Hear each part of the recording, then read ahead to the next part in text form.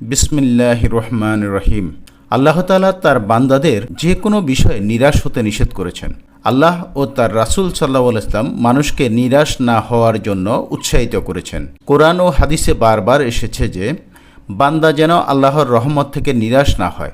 বিশেষ করে গুনাহ করার পর আল্লাহর রহমত থেকে নিরাশ হয়ে যাওয়া একটি গুরুতর পাপ।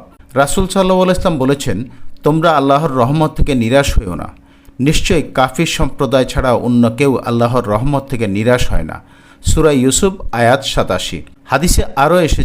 হাদিসে আরও এসেছে, তোমরা যারা গুনাহের মাধ্যমে নিজেদের প্রতি বেশি অত্যাচার করেছ তারা আল্লাহর অনুগ্রহ থেকে নিরাশ হইও না।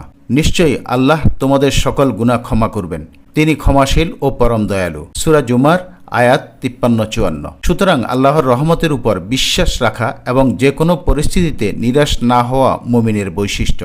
যে কোনো পরিস্থিতিতে আমরা নিরাশ না হয়ে আল্লাহ তাআলার উপর ভরসা করব এবং আল্লাহ তাআলার কাছে চাইব এবং আল্লাহ তাআলার কাছে আশা করব। নিশ্চয়ই আল্লাহ তাআলা আমাদের খালি হাতে ফিরিয়ে দেবেন না।